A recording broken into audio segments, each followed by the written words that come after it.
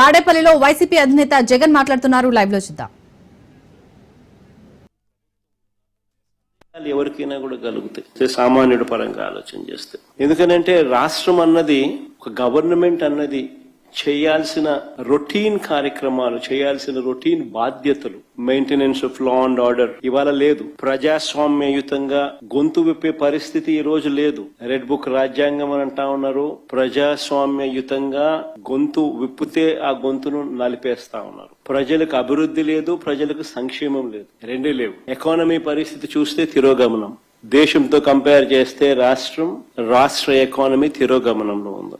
ప్రజలకు అందుబాటులో ఉండాల్సిన ఏ ప్రభుత్వమైనా ప్రజలకు తన కనీస ధర్మంగా అందుబాటులో ఉంచాల్సిన విద్య, వైద్యం, వ్యవసాయం ఈరోజు ప్రైవేట్ వ్యక్తుల దోపిడీకి మన కళ్ళ ఎదుటే గురవుతా ఉన్నాయి. ఇవన్నీ ఒక రాష్ట్ర ప్రభుత్వం కనీస బాధ్యతలు. ఇవన్నీ అసలు ఈ రాష్ట్రంలో పాలన అనేది సాగుతా ఉన్నది ప్రజల కోసం సాగుతా ఉందా, లేకపోతే దోపిడీదారుల కోసం ఈ పాలన సాగుతా ఉందా అన్నది నిజంగా అర్థం కాని విషయమే.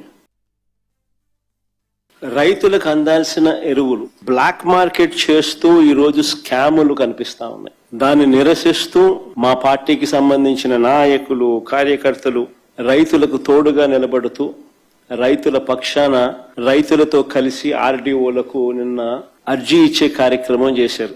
ఆశ్చర్యం ఏమిటనంటే రైతుల తరపున మేము చేసే ఈ కార్యక్రమం అడ్డుకుంటూ ఏకంగా పోలీసులు దీన్ని అనగదొక్కే కార్యక్రమం ఏ మాదిరిగా చేస్తారు అని చెప్పి చూస్తే ఆ నోటీసులు ఒకసారి చూస్తే రైతు నాయకులు, మా నాయకులు, కార్యకర్తలు ఇళ్లకు అర్ధరాత్రి పోలీసులను పంపి ఇంట్లో బెదిరించి ర్యాలీలకు వస్తే కేసులు పెడతామని చెప్పి ఏకంగా బెదరగొడుతూ నోటీసులు ఇచ్చారు.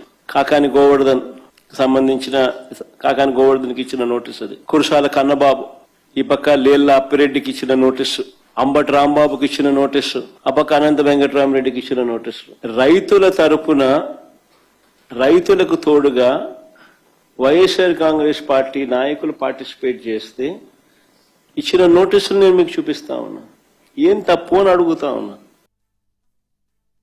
విజయనగరం ఎస్కోటలో ఎరువుల కోసం బారులు తీరిన రైతులు, రాజంలో ఎరువుల కోసం రైతులు కొట్లాట, అనకాపల్లి తుమ్మపాలలో రాత్రి సమయంలో ఎరువుల కోసం పాటలు, రాత్రి సమయంలో తూర్పుగోదావరి జిల్లా తాళ్లపూడి మండలంలో పరిస్థితి అది, ఏలూరులో పరిస్థితి అది, నూజివీడు నియోజకవర్గంలో పరిస్థితి అది, ఎన్టీఆర్ జిల్లా గొల్లపూడి ఎరువుల కోసం క్యూ కట్టిన రైతుల పాదరక్షలు, గుంటూరు జిల్లా రేపల్లె వ్యవసాయ మార్కెట్ యార్డ్ గోడౌన్ వద్ద రైతుల ఆందోళన, ఎరువుల కోసం ఇదంతా.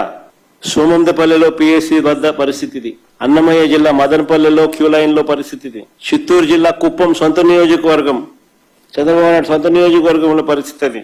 ఏడగా దుంకి సావచ్చు చంద్రబాబు నాయుడు.